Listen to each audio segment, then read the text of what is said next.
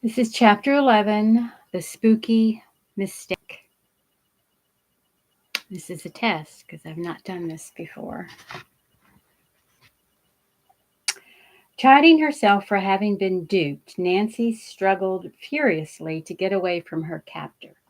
She tried again and again to scream, but only muffled sounds came from her throat. "You little vixen," the giant-like man said. "It won't do you no good to struggle. You'll only hurt yourself. I should warn you I'm an expert at judo and karate. If you get too flip, I'll use one or the other on you." Nancy was powerless, but she kept thinking that Ned would return any moment. Where was he? Now the girl's captor pulled her into the water and began to push her down. Horrified, Nancy wondered if he intended to drown her. She began to struggle again. Just then a voice demanded, "Hold it." Nancy's assailant dropped her suddenly, and she hit the rocks. Her captor had already started to run. Nancy stood up quickly. Two men rushed past her after the fleeing figure. They caught him easily, and though he tried some judo and karate tricks, the other two men were more than a match for him. "You've got no right to stop me," their prisoner protested. "This was a personal matter. This girl here is a troublemaker and needed to be punished." "We'll hear her side of the story," one of the men said. The two newcomers introduced themselves as plainclothesmen from the local police department. One of them said, "I'm Sergeant Brothers. This is Detective Perrin." "Who was in touch with you?" Nancy asked to double-check them. "Mr. Kittredge." Nancy was satisfied. "Thank you for coming to my rescue," she said. Before leaving, Nancy pointed out the fake box. The men suggested leaving it. A policeman would come there to watch for anyone who might pick it up. In all the excitement, Nancy had forgotten that Ned had not returned. Was he still talking to Bert and Dave? When she and the detectives and their prisoner reached the road, Nancy was amazed not to find Ned there. Her own car stood where it had been parked, but no other car was in sight, nor any of their friends. Nancy told the detectives about the boy who had come to give Ned the message. "I'm worried that it may have been a hoax and that something has happened to him too." "That could well be," said Sergeant Brothers. He turned to his prisoner. "Do you know anything about this?" "No." "What's your name?" Detective Perrin inquired. The prisoner remained silent.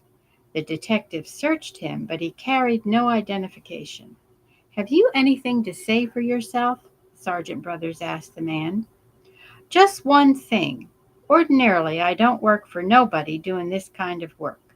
I went to see a medium, and she told me I had to seize Nancy Drew when she was alone under the bridge." "And then?" Detective Perrin urged him. "She said if I didn't do what I was told, I would be punished real bad, maybe be killed." "Who was this medium?" Nancy asked. "I ain't saying." Sergeant Brothers spoke up. "Why not?" The prisoner said he would say nothing more because he was afraid. "I guess you think that's cuckoo because I'm such a big, strong guy. But when the spirit world tells you to do something, all the physical strength in the world won't help you none to keep out of it." Nancy looked at the captive in amazement. She had a feeling that the medium was probably the same person who had telephoned her. But since she could not be sure the man was not part of a gang headed by the prizers, Nancy said nothing. Changing the subject, she said, "I must hunt for my friend, Ned Nickerson." The two plainclothesmen looked at each other. Finally, Sergeant Brothers said, "You mustn't do it alone. Drive your car into town to police headquarters. We'll follow. As soon as this man is arraigned, we'll come back here again with you and see what we can find out." The trip to town took only a few minutes. While Nancy was waiting for the officers to accompany her, she called the motel to find out if by any chance Ned was there. The answer was no. Then she asked if he had phoned a message. No, Miss Drew. Nancy was becoming more alarmed by the minute. The longer it took to find Ned, the more he might be suffering at the hands of their enemies. Nancy was asked to sign a statement charging one John Doe with assault and battery. Then the two plainclothesmen said they were ready to leave. Nancy drove back to the stone bridge, followed by the two police officers. The three alighted and at once went down the embankment opposite the one where Nancy and Ned had been, since that was the way he had returned to the road. They began hunting for Ned's footprints. At first, they were hard to locate because the soft embankment was full of footmarks.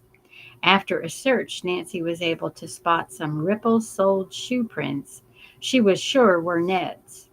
At the foot of the embankment, they led away from the stream toward a hollow. "Let's go," Nancy urged. The three proceeded silently, picking their way among rocks, mounds of coarse grass, and brush. At last they reached the hollow, which was filled with a thick growth of trees. It was much easier walking. Excited, Nancy ran ahead of the plainclothesman. She had spotted a shack among the trees. Maybe Ned is a prisoner inside, she thought. "Hold on, young lady," Sergeant Brothers called to her. "We don't want anything more to happen to you." Nancy stopped, but urged the men to hurry.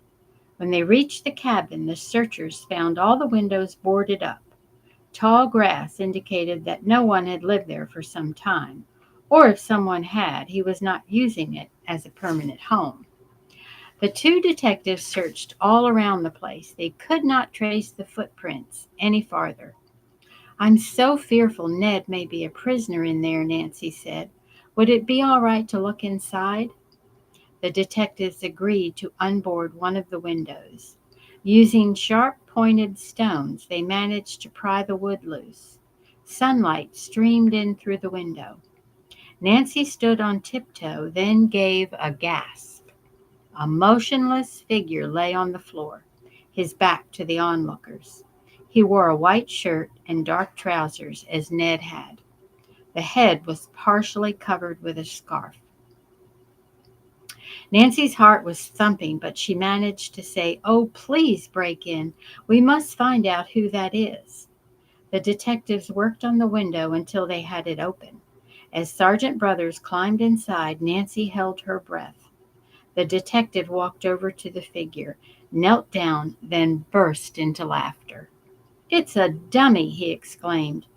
"A dummy?" Detective Perrin repeated. Nancy was so relieved that she found it hard to keep from crying. Blinking back tears of joy, she climbed through the window and looked at the figure. It was indeed a large dummy, the kind used by magicians and ventriloquists. So the footprints had not been Ned's. Where was he then? Nancy felt sure he had been kidnapped, so he could not save her from the man who had tried to drown her. She tried not to think what might have happened to her friend. "I wonder if this belongs to a medium," Nancy remarked as she looked around the room. Hanging on a wall hook was a robe similar to the one Madame Tarantella had worn at the séance. On a table lay a collection of tiny wires with miniature electric bulbs attached. "If all this gear is used for legitimate purposes," Detective Perrin said, "why did the people board up the windows?" Nancy said she thought the place was a hideout and not a home. "I think it warrants investigating," Sergeant Brothers said. "First, we'll find out who owns this cabin." Nancy continued her search and a few seconds later came across a shell. A small card tied to it read, "A Crusader's Shell," so called because it was the emblem of the Crusaders and was worn by St. James, patron saint of Spain. Generic name, Pectin. Detective Perrin came over to see what Nancy was reading.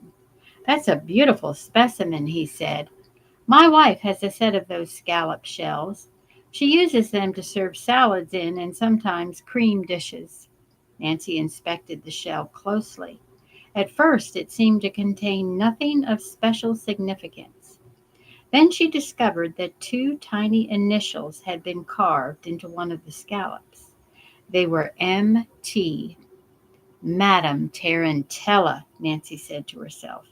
Does this shell belong to her? In fact, is all this paraphernalia hers? Sergeant Brothers interrupted the young detective's speculations. We'd better board this place up again and be on our way. Now, what about your friend Ned Nickerson? Nancy's heart suddenly sank again. Their search for Ned had been in vain. Where was he?